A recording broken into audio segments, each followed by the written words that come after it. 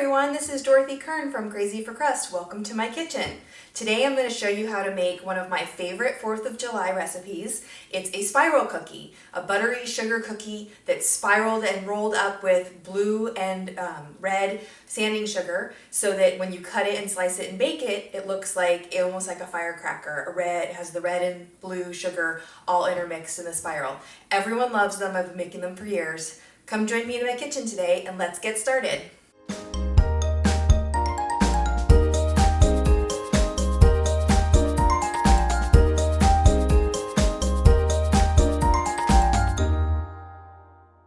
Alright, so to make the spiral cookies, we need to make a nice, delicious sugar cookie dough. So I have 1 cup of unsalted butter in here. It's softened. It's been sitting at room temperature for about an hour or two. And I have 1 cup of granulated sugar. I'm just going to beat that until it mixes up and creams. These cookies are always the first thing to disappear every time we have a party. All right, now I'm going to scrape down the sides of the mixer. Okay, I'm going to add 1 large egg. I'm going to add 1/2 teaspoon of salt. Now I have made this with salted butter before I started using unsalted. So if you're using salted butter, just skip the salt. And I'm going to add 1/2 teaspoon of almond extract. It's pure almond extract. Adds a wonderful flavor.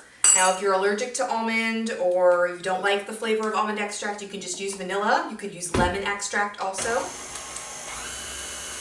As that almond extract gives that wonderful smell to the cookie. I'm using these eggs that my mother-in-law gets from a friend of theirs, that they're fresh eggs and the yolks are so yellow. All right, so I'm going to use 2 1/4 cups of flour. Now I'm scooping my flour, which I don't always recommend, and I know everyone on Food Network, they always scoop their flour, but the important thing is you can scoop it, you can spoon it, you just don't want to pack it. So what I'll often do is I'll kind of go like that, and then I use my finger to level it off so it's not packed. And I need 2 1/4 cups of that all-purpose flour.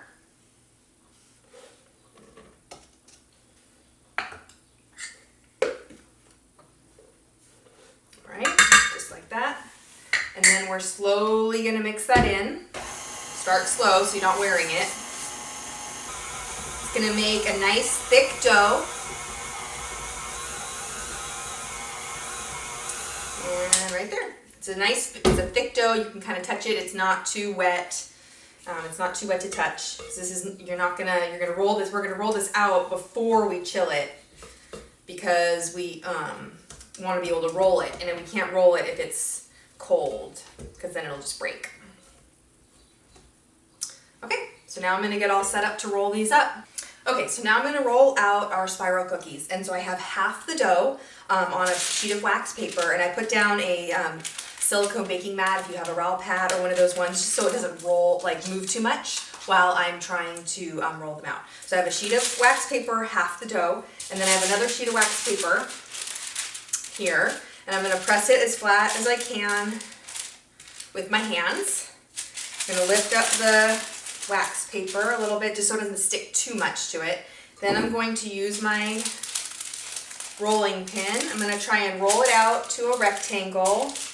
You want it about 8-9 inches square. If it's not completely square, that's fine.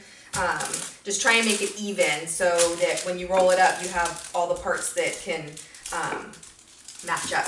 And what I like to do while I'm doing this is the way I do my sugar cookies too when I make them. I like to go like this to take it off so it doesn't stick or get like creases. And then I'll flip it over and do the same thing on the other side. Oops, and see, then sometimes it does that where it rolls up and you just kind of fix it with your hands. I'm going to try and make this more into a square. Okay, so I'm going to take off the top layer of wax paper. And now is when the fun starts. This is when I'm going to bring in the red and the blue sugars. And so what I'm going to do is I'm going to sprinkle stripes of red and blue sugars. I'm going to sprinkle every other one. I'm going to kind of leave space in between, kind of like a flag, red and blue.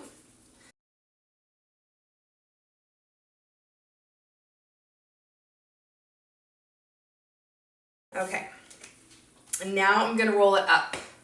I'm gonna use the wax paper to help me start the roll. It's a little sticky right now because it's warm, especially if it's warm in your house. But if I use it to help it roll and peel it off as I go, kind of push it every once in a while to make sure that it's tight. And you'll squeeze it together a little bit once you get it all the way rolled up. So we're gonna roll it all the way up, just like that. And then I'm gonna take this and I'm gonna chill it for at least an hour, and then I'll slice and bake it. So I'm gonna put that in the fridge, and then I'm gonna do the same thing with the rest of the dough that I just did with this one. So I have my cookie dough roll that has been chilling about an hour, so you can always put it in the freezer if you need to chill it faster. And then I'm going to slice it into about a 1/4 inch thickness, just cut slices. I have my oven preheated to 350 degrees. Oop, that one's a little big. Just cut them all up like so. And then I'm gonna lay them down on the cookie sheet. Now these don't spread really at all. There's no leavening in them. There's no baking soda or baking powder or anything. So they don't spread at all. So you can, and the dough is cold because it's been in the refrigerator. So you can put them pretty close together. I'm gonna bake them for about 8 or 9 minutes in my oven at 350. I do like to rotate the pan partway through baking just to make sure it bakes evenly. So I'm gonna bake those off, and then we'll be ready for our 4th of July party. And that's it. That's all you need to do to make 4th of July spiral cookies. Thanks for watching. Happy 4th of July.